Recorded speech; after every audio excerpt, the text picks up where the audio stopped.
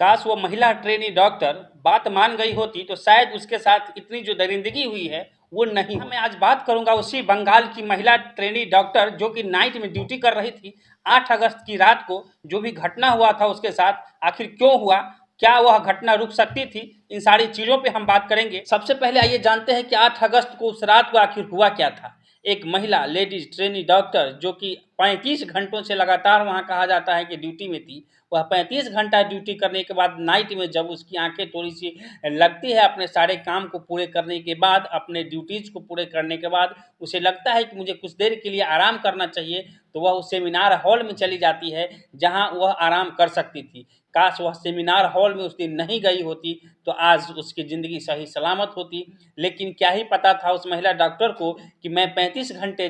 जहां लोगों की सेवा कर रहा हूं, लोगों की ज़िंदगियां बचाने में अपनी समय व्यतीत कर रहा हूं, अपने थकान को भूल करके लोगों की सेवा में लगा रहा हूं, और मेरे साथ जो इस तरीके की घटना को अंजाम भी दे सकता है कोई, उसे एक पल के लिए भी भनक नहीं लगा होगा। वो तो दूसरों की सेवा में लगी थी, लगा होगा उसे कि पूरे जग जो है, पूरे हिंदुस्तान के लोग भी जो हैं एक दूसरे की सेवा में लगे होंगे और इस तरीके की घटना को अंजाम नहीं दे सकते हैं, ऐसा उनके मन में थोड़ा भी ख्याल नहीं होगा आया, वरना वह सेमिनार हॉल में नहीं जाती सोने के लिए और आज वह सही सलामत हो। एक महिला जब उसकी सपने उड़ान भरती हैं तो उनके घर से लेकर के पूरे समाज में जो है खुशियां दौड़ती है, इसलिए कि एक महिला का जो है कहीं से भी अपने आप में एस्टेब्लिश्ड होना एक बहुत बड़ी बात होती है। एक महिला होकर के किस तरीके से एक लड़की जो है एमबीबीएस डॉक्टर बनती है और अपने सपनों को पूरा करती है, इन सब के बीच जो है उनके साथ क्या क्या घटनाएं होती है, बहुत सारे बातें ऐसी निकल करके आती है, उनको बहुत चीज़ों का ऐसा सामना करना पड़ता है जब उसको लगता होगा किसी पल कि नहीं यह मेरे लायक शायद नहीं है और मुझे इस चीज़ को छोड़ देना चाहिए। लेकिन उसके बावजूद जो है वह समस्याओं से लड़ करके एक एमबीबीएस डॉक्टर बनती है और बड़े बड़े ऊंचे ऊंचे पोस्ट जो है हासिल करती है। आज का इतना बदलाव तो जरूर आया है, लेकिन इसी बदलाव के बीच कुछ ऐसी घटनाएं सामने आती है जिसको लेकर के पूरा भारत नहीं पूरा विश्व जो है दहल जाता है कि आज भी जो है इस तरीके की मानसिकता रखने वाले लोग हमारे भारत जैसे देश में पड़े हुए हैं, जहां एक समय भारत को विश्व गुरु कहा जाता था। भारत की सभ्यता और संस्कृति जो है औरत महिलाओं की जो है इज्जत करना, इज्जत करवाना, इज्जत से रखना सिखाया जाता था, और आज उसी भारत में जो है महिलाओं के साथ किस तरीके से कुछ चंद लोग जो हैं इस तरीके से उनके साथ जो है घटनाओं को अंजाम देते हैं कि सर जो है शर्म से झुक जाता है। उसके बारे में बोले तो क्या बोले, लिखे तो क्या लिखे, बोलने के लिए शब्द पड़ जाते हैं, लिखने के लिए वो कलम रुक जाती है कि आखिर क्या लिखा जाए और क्या ही पढ़ा जाए जब इस तरीके की घटना को जो है अंजाम महिलाओं के साथ हमारे भारत जैसे देश में किया जाता है। आखिर 8 अगस्त को 10:30 बजे के आसपास जब उसकी आंखें लगती है तो उसे लगता है कि थकान सी महसूस हो रही है और जाकर के सेमिनार हॉल में घुस जाती है। लेकिन कल सुबह आकर के जो है उनके घर वालों को फ़ोन किया जाता है कि आपकी बेटी ने जो है सुसाइड कर लिया है, और यह जो है एक, जैसे ही उनके घर वाले सुनते हैं उनके घर वाले काफ़ी परेशान हो जाते हैं, काफ़ी बेताब हो जाते हैं कि मेरी बेटी से जो है जिस तरीके से मेरी रात को बात हुई थी, खाने के लिए पूछा गया था, हर चीज़ वो बात की थी और मुस्कुराते हुए उन्होंने फ़ोन रखा था, वह मेरी बेटी जो है सुसाइड कैसे कर सकती है। बड़े हैरान और परेशान होते हैं घर वाले, लेकिन इसी बीच जो है वो अपने पड़ोसी को जगाते हैं और पड़ोसी को साथ लेकर के हॉस्पिटल पहुँचते हैं, जहाँ 3 घंटे तक बताया गया कि उसके बेटी से, उसके उस बहादुर बेटी से मिलने नहीं दिया गया, जिस बेटी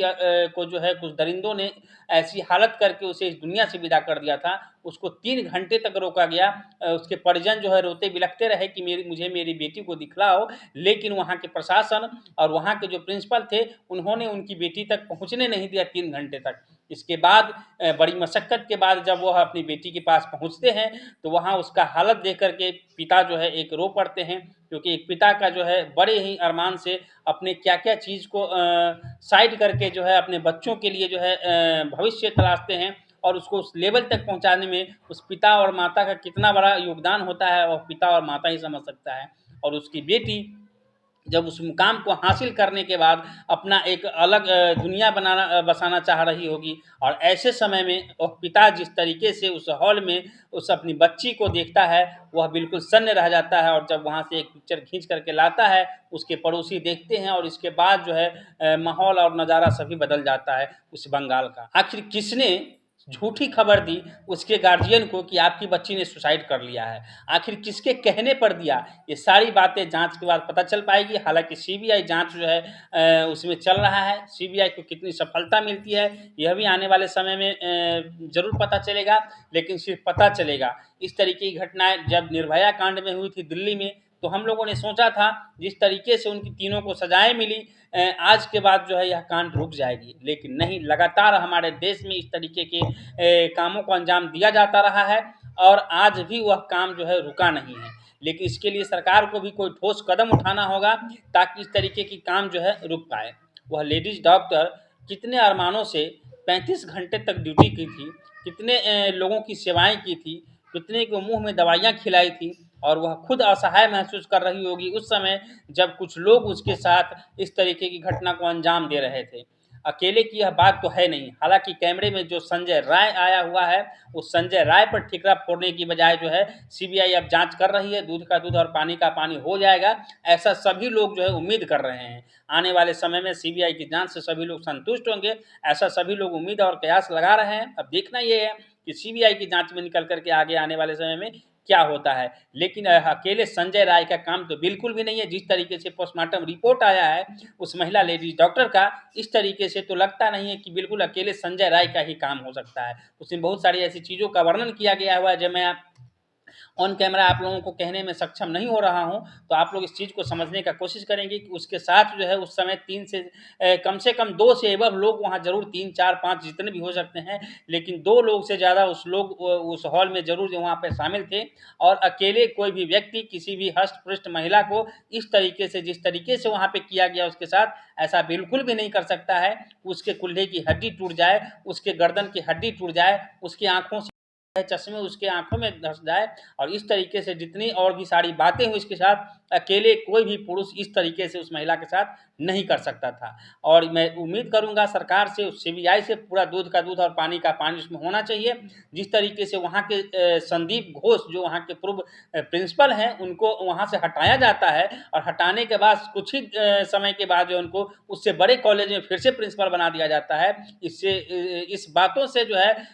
उस घटना के पीछे बहुत बड़े लोगों का हाथ होने की पूरी आशंका होती है। हालांकि सीबीआई ने कहा है मानव तस्करी के पॉइंट ऑफ व्यू को भी वहां पे रखा जाएगा कि क्या इस तरीके की घटनाएं भी होती थी, क्या उस महिला ट्रेनी डॉक्टर को जो है कुछ ऐसी चीज़ें पता चल गई थी उस हॉस्पिटल के बारे में जिसको सबूत मिटाने के लिए जो इन लोगों ने उस तरीके की घटना को अंजाम दिया है, ताकि और भी लोग जो है उससे डर और सहम जाए, और इस तरीके की बातों को लोग जो है, और हॉस्पिटल की जो भी बुराइयां हैं उसको लेकर के कोई भी आगे आने के न सोचे। हालांकि जिस तरीके से कुछ लोगों ने प्रिंसिपल के संदीप घोष पे भी आरोप लगाया है कि वह जो है एक बहुत बड़े लोगों का उसके ऊपर हाथ है, कई बार उसके ट्रांसफ़र के ऑर्डर आए लेकिन वह ऑर्डर को कैंसिल करना पड़ गया। और इस बार भी आपने देखा कि किस तरीके से उस महिला डॉक्टर के साथ उस हॉस्पिटल में इतनी बर्बरता होती है, और वहाँ संदीप घोष